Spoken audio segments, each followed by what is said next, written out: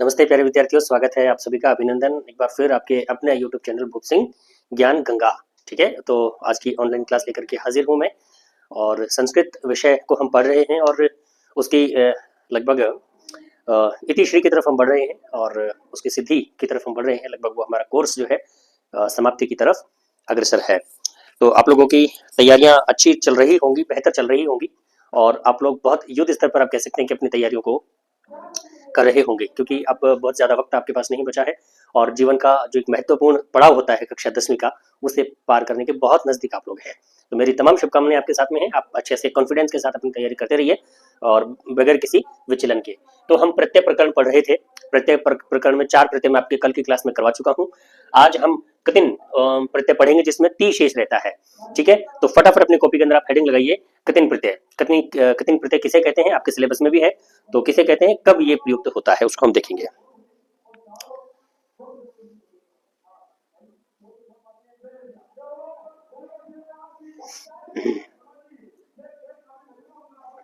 देखिए परिभाषा लिखिए फटाफट। स्त्रीलिंग, स्त्रीलिंग, ठीक है। भाववाचक, स्त्रीलिंग भाववाचक संज्ञा बनाने के लिए, स्त्रीलिंग भाववाचक संज्ञा बनाने के लिए, बनाने के लिए धातु में कतिन, ठीक है, जिसका ती शेष रहता है, ये ध्यान रखिए आप, प्रत्यय प्रयुक्त होता है। ठीक है, ये ध्यान रखिए। किसी भी शब्द के अंदर, स्त्रीलिंग शब्द के अंदर उसकी भाववाचक संज्ञा जब बनानी होगी तो कितिन प्रत्यय का प्रयोग किया जाएगा, जिसके अंदर ती अंतिम में शेष रहता है। बाकी ये क और ये त, ये दोनों जो है आपके विलुप्त हो जाते हैं। एक और आगे बात लिखिए फटाफट से।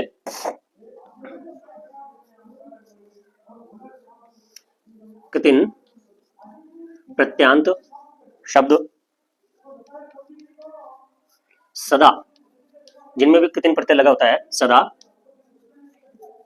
स्त्रीलिंग होते हैं। ठीक है, जिनमें भी कितिन प्रत्यय लगा होता है वे सभी आपके स्त्रीलिंग ही होंगे, ये ध्यान रखिए। ठीक है, इनके रूप, इनके रूप मति शब्द के समान, मति शब्द के समान चलते हैं।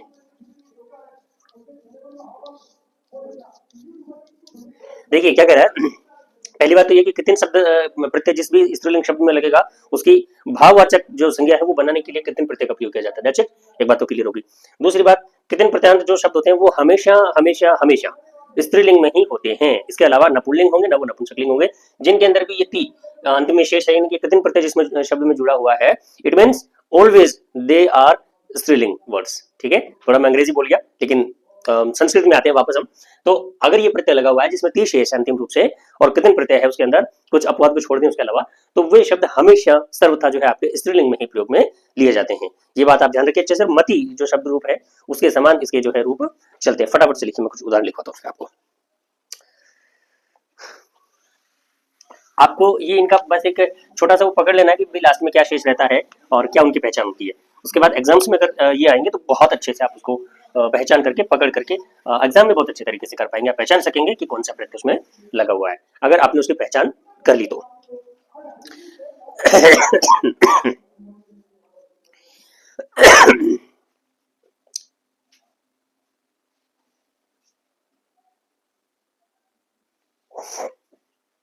देखिए कुछ उदाहरण लिखते हैं। इधर हम लिखेंगे धातु, ठीक है, और यहां पे हम लिखेंगे कितिन प्रत्यय। कितिन प्रत्यय लगने के बाद जो शब्द बनेगा वो, ठीक है। देखिए क्री, क्री धातु, कितिन प्रत्यय जब उसके साथ जुड़ जाएगा तो क्या बन जाएगा आपके, हमने कहा ती शेष रहता है तो कृति ही। ठीक है, क्री धातु कितिन प्रत्यय जब जोड़ दिया तो उसमें आपका बन जाएगा कृति ही। एक धातु आती है आपकी श्रु, श्रु, कतिन प्रत्यय आप जब जोड़ेंगे तो श्रुति ही, ठीक है। कतिन प्रत्यय जब आप उसके अंदर जोड़ेंगे तो श्रु धातु से क्या बन जाएगा, श्रुति ही।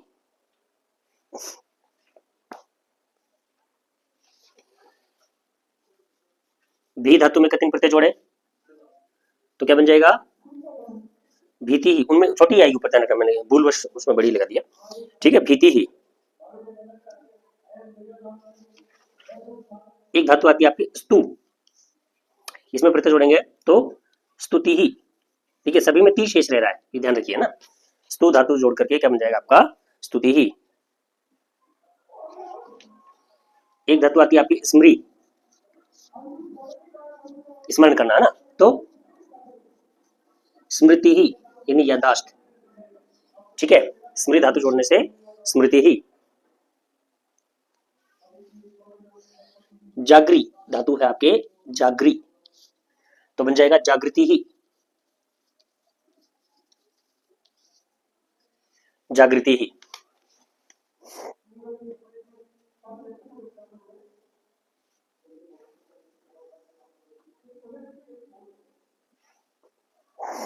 ठीक है, फटाफट इनको उतारिए।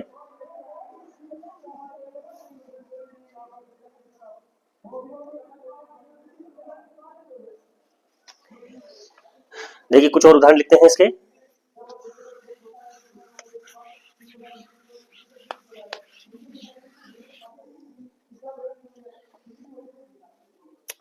लिखिए, शम बराबर कठिन बराबर शांति ही, ठीक है। शम के अंदर अगर कठिन प्रत्यय जोड़ा हमने तो क्या बना, शांति ही।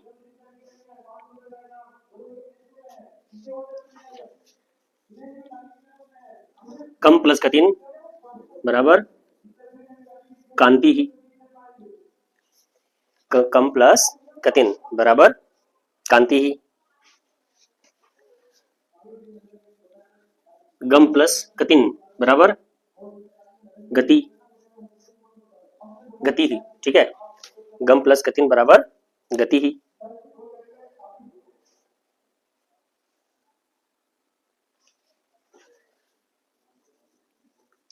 मन प्लस कठिन बराबर मति ही, ठीक है।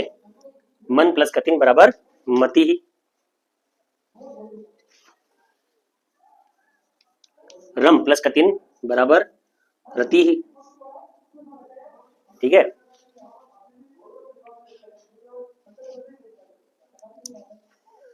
नम प्लस कठिन बराबर नति ही, ठीक है।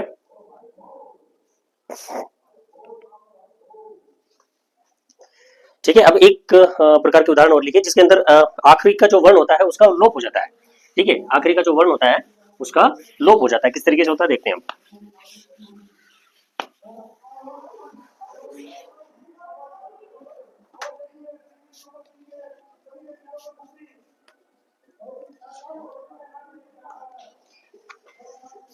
देखिए जैसे भुज, ये जो शब्द है इसमें लास्ट में ज है ना। अब इस ज, इसमें जब कठिन प्रत्यय जुड़ेगा तो इसके अंदर एक नियम आता है, एक सूत्र से इस ज का लोप हो जाता है। वो सूत्र आपको पढ़ने की जरूरत नहीं है, सिर्फ ये समझ लीजिए इस ज का आपका लोप हो जाएगा तो क्या बन जाएगा, भक्ति ही, ठीक है। इस ज की जगह पे क आ गया, ये भक्ति ही।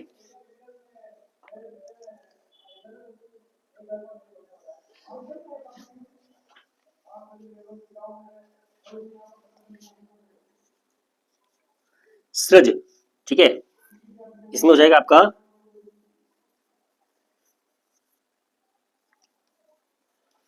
सृष्टि ही, ठीक है। सृज प्लस कठिन बराबर सृष्टि ही।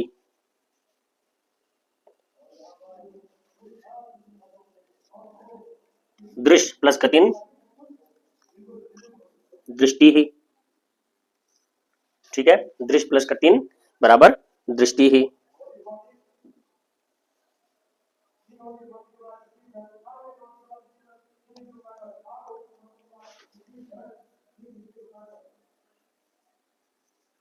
बुद्ध में कठिन प्रत्यय जोड़ दीजिए तो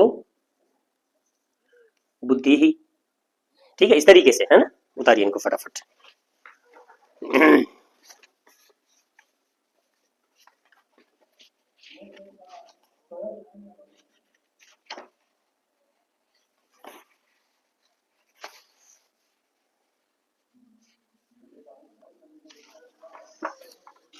तो ये आपका कृत्रिम प्रत्यय यहाँ पे समाप्त हो गया है। ठीक है, तो समझ में आ गया होगा आप लोगों को।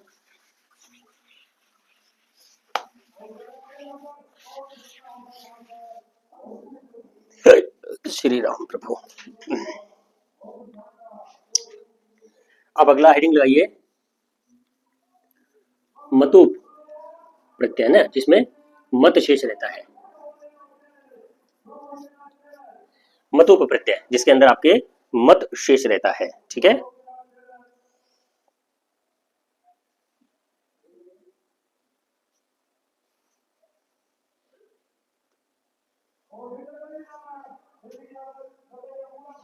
देखिए ये किस अर्थ में होता है, देखिए लिखिए, इसके पास है या इसमें है के अर्थ में मतुप, जिसके अंदर आपका मत शेष रहता है। ठीक है, प्रत्यय का प्रयोग होता है।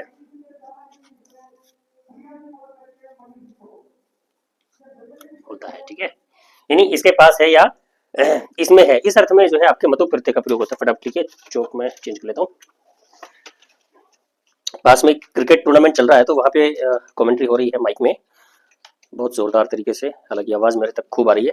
माइक के थ्रू आपके पास जा रही है कि नहीं जा रही है, बाकी डिस्टर्बेंस तो पूरा आ रहा है, लेकिन चूंकि माइक थोड़ा सा ठीक है, मुझे ऐसा लग रहा है कि हमको थोड़ा सा यही बचा रहा है, जिसकी वजह से जो वॉइस को रिड्यूस कर देता है, तो उसकी वजह से आपको डिस्टर्बेंस कम होता है।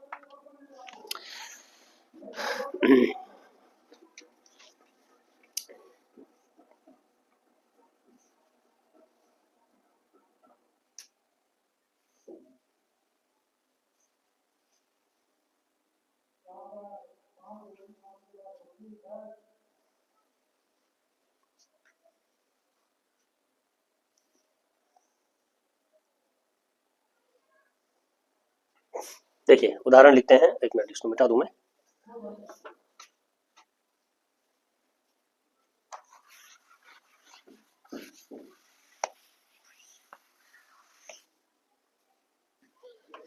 उदाहरण लिखिए, गो प्लस मतुप बराबर, यानी गो शब्द में अगर मतुप जोड़ेंगे तो आपका बन जाएगा गोमानः। ठीक है,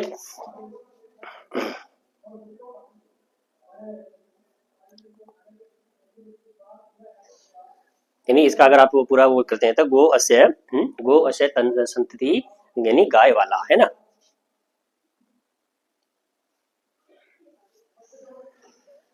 बुद्धि में अगर मतुप प्रत्यय जोड़ते हैं, बुद्धि प्लस मतुप बराबर बुद्धिमानः, या बुद्धिमत भी लिख सकते हैं आप, बुद्धिमत। ठीक है, और इसको भी आप गोमत कर सकते हैं। ओके,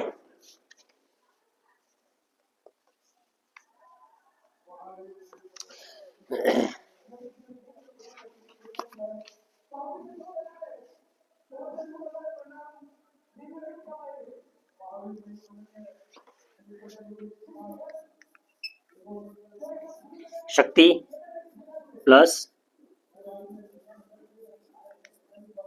मतुप बराबर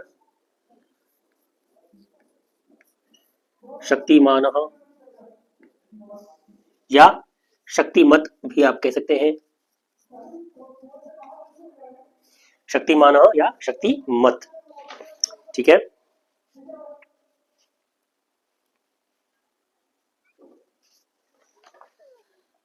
श्री, श्री प्लस मतुप बराबर श्रीमानः, श्रीमानः या श्रीमतः, श्रीमतः। ठीक है बेटा, ये आपका मतुप प्रत्यय चल रहा है।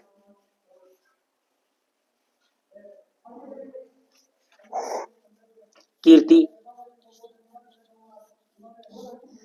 प्लस मतुप, यानी कीर्ति में जब मतुप प्रत्यय जोड़ेंगे तो बनेगा आपका कीर्तिमान या कीर्तिमत, कीर्तिमान या कीर्तिमत। ठीक है,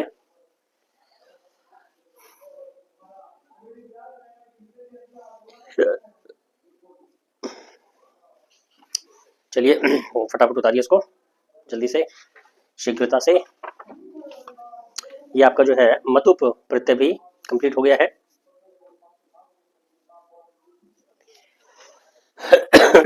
अब आपके दो प्रत्यय और मैं करवा देता हूं।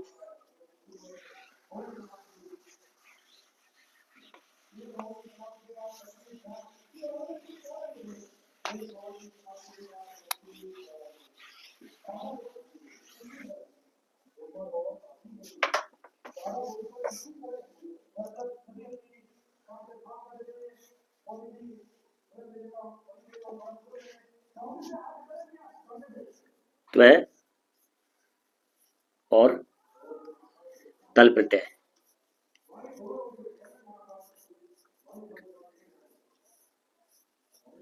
ठीक है, त्वय और तल प्रत्यय।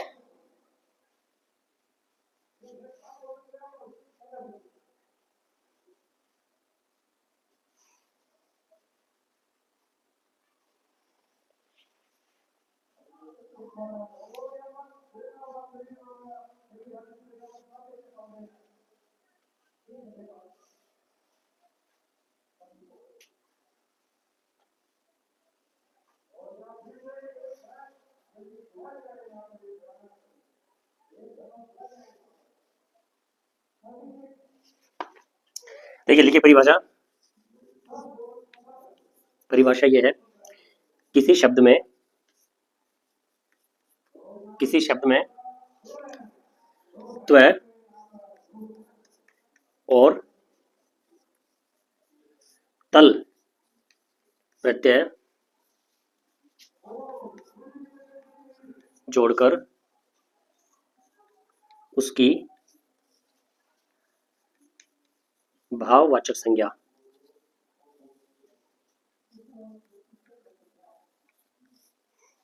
हो जाती है। ठीक है, यानी किसी भी शब्द में जब ये दोनों प्रत्यय जुड़ते हैं तो उसकी क्या हो जाती है, भाववाचक संज्ञा हो जाती है। ठीक है, आगे लिखिए, त्वय प्रत्यय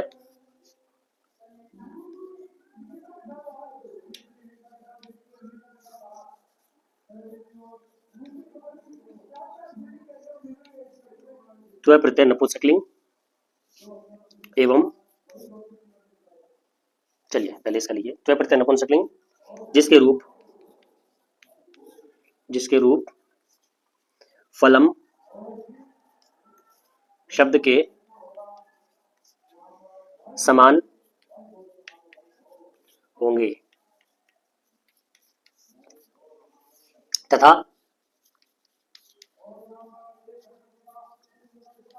तल प्रत्यय स्त्रीलिंग में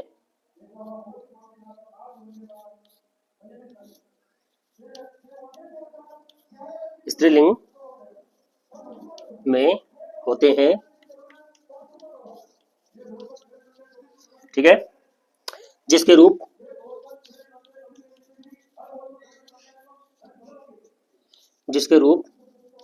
बाला के समान चलते हैं।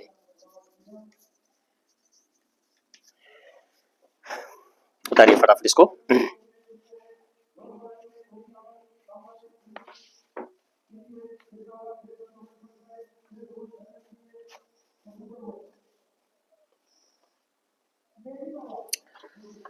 चलिए कुछ उदाहरण लिखिए इन दोनों प्रत्यय के।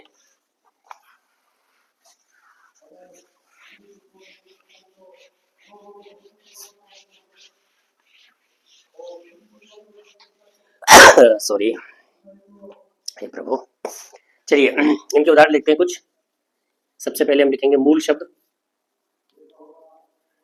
ठीक है जी, सबसे पहले मूल शब्द लिख देते हैं और यहाँ पे लिख देते हैं हम त्व प्रत्यय और यहाँ पे लिख देते हैं हम तल प्रत्यय। ठीक है, आइए अब देखते हैं हम मूल शब्द जो है तो आपका दोनों प्रत्ययों में किस प्रकार से परिवर्तित होते हैं।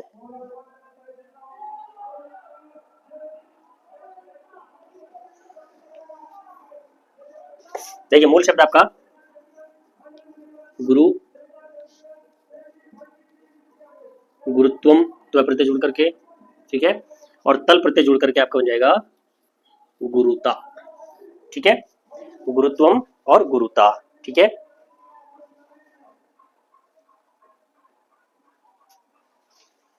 मूर्ख शब्द एक है आपका मूर्ख, इसमें अगर आप त्व जोड़ते हैं तो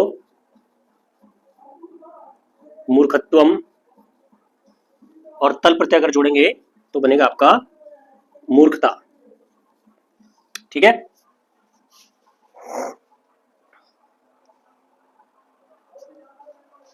इसी प्रकार से मित्र शब्द, मित्र में अगर आपका त्व प्रत्यय जुड़ेगा तो मित्र त्वम, क्योंकि हमने कहा ये प्रत्यय आपके नपुंसकलिंग में चलते हैं और ये स्त्रीलिंग में चलते हैं, तो ये फल शब्द के समान चल रहे हैं, देख लीजिए, और ये आपके बाला शब्द के समान चल रहे हैं। तो आपका मित्र, मित्रत्वम और मित्रता, तल प्रत्यय अगर जोड़ेंगे तो बन जाएगा आपका मित्रता। ठीक है जी, समझ में आ रही है शब्द अच्छे से आपको। इसी प्रकार से एक शब्द आता है आपका दुष्ट, और इसमें दुष्टत्वम, ठीक है, और तल प्रत्यय अगर हम इसमें जोड़ते हैं तो बन जाएगा दुष्टता। ठीक है,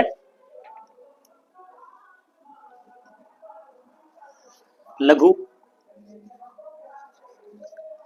लघु शब्द में त्व प्रत्यय अगर जुड़ेगा तो लघुत्वम, और तल प्रत्यय अगर हम जोड़ते हैं इसमें तो लघुता। आपको ये ता और त्वम ये दोनों शब्द पकड़ लेने, बस इनसे ही सारी स्क्रिप्ट लिखी हुई है, ध्यान रखिए। ठीक है ना, एक शब्द आपका पवित्र,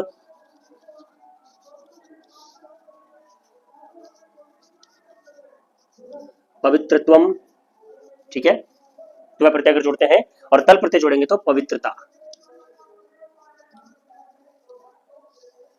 पवित्रता। ठीक है बेटा, उतारिए फटाफट इनको।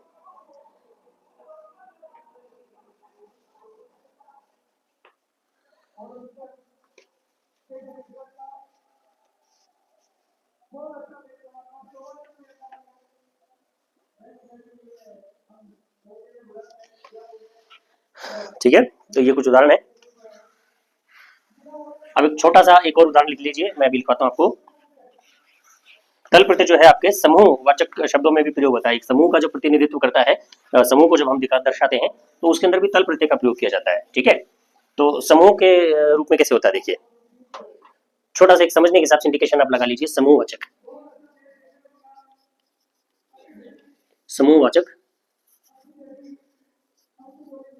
तल प्रत्यय।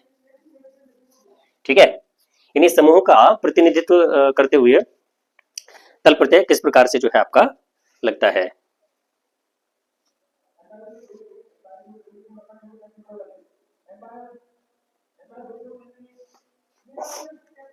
जैसे जन, व्यक्तियों का जब वो समूह करता है, समूह प्रतिनिधित्व करता है, जन प्लस तल प्रत्यय, ठीक है, बराबर जनता। ठीक है, यानी कि जो एक लोगों का जो समूह होता है, जनों का समूह होता है, उनका जब प्रतिनिधित्व होता है तो उसके अंदर भी आपका तल प्रत्यय लगता है, तो जनता। समझ में आ गया आपको।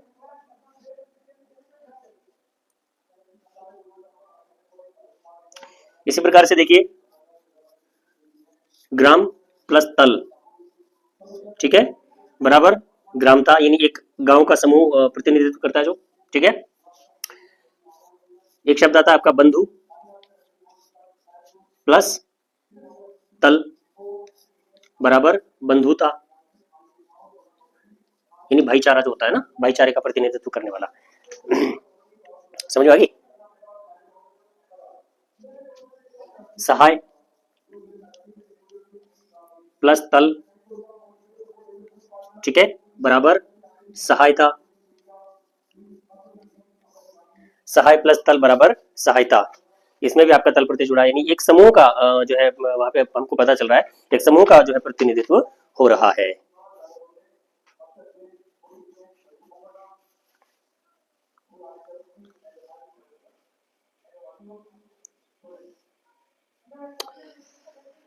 ठीक है, तो ये आज के लिए इतना ही आपके लिए पर्याप्त है, सफिशियंट है। तो आप लोगों को समझ में आ गए होंगे ये जो हमने 2-3 प्रत्यय पढ़े हैं। तो आपके लगभग 7 प्रत्यय हम कंप्लीट कर चुके हैं, सातों प्रत्यय आपको समझ में आ गए होंगे, ऐसी मैं अपेक्षा करता हूँ। और इनका अभ्यास आप निरंतर करते रहिए, क्योंकि जितना अभ्यास करेंगे उतने ही आप अपने आप को प्रवीण करेंगे इन व्याकरण के पोर्शन में। ठीक है, तो 3 नंबर का आपका प्रत्यय प्रकरण है, तो बिल्कुल हल्के में मत लीजिए, 3 नंबर बहुत मायने रखते हैं। और कुल मिलाकर के व्याकरण का जो वेटेज है आपका 25 नंबर्स है। पंचविंशति जो मार्क्स नंबर्स हैं आपके, पंचविंशति अंकानी है ना, ये जो है आपके किसमें है, संस्कृत व्याकरण का वेटेज है। 80 में से 25 नंबर तो बहुत मायने रखता है ना। बहुत अच्छे से आप प्रैक्टिस करिए, अच्छे से समझिए, पढ़िए, और ईश्वर आपकी मदद करेगा, क्योंकि बहादुरों का साथ तो हमेशा ईश्वर देता है। तो आप इसी तरीके से अपने बहादुरी के साथ में अपनी तैयारी करते रहिए और मस्त रह के तैयारी करिए। मैं हमेशा कहता हूँ, कोई आप बॉदरेशन मत रखिए दिमाग में, कोई मस्तिष्क में टेंशन मत रखिए, किसी प्रकार का जो है आप लोड मत लीजिए, बिल्कुल लोड नहीं लेना है। मस्ती के साथ पढ़ाई करिए, जितना मस्ती से आप अपना फीडबैक देंगे ना मस्ती के साथ पढ़ाई करके, उतना फीडबैक आप जो है दिमाग पे प्रेशर डाल के या लोड लेकर के नहीं दे पाएंगे। ये ध्यान रखिए अच्छे से, है ना। तो फ्री माइंड रहिए, किसी प्रकार की टेंशन मत रखिए, कोई एग्जाम है, एग्जाम नहीं, सब होगा। एग्जाम भी बहुत अच्छे होंगे और आपके मार्क्स भी बहुत अच्छे आएंगे, परसेंटेज भी आपकी बहुत अच्छी बनेगी, अगर आप अपने मन को एकदम मस्त रखते हैं, मन को खुश रखते हैं, प्रसन्न रखते हैं, और मस्तिष्क पर, दिमाग पर किसी प्रकार का अगर लोड आप नहीं डालते हैं, तो आपको 100% है कि आपके जो मार्क्स है, परसेंटेज है, अच्छी बनेगी। ठीक है, बाकी ईश्वर आपकी मदद करेगा, अच्छे से पढ़ाई करिए। मिलते हैं अगली कक्षा में। नमो नमः।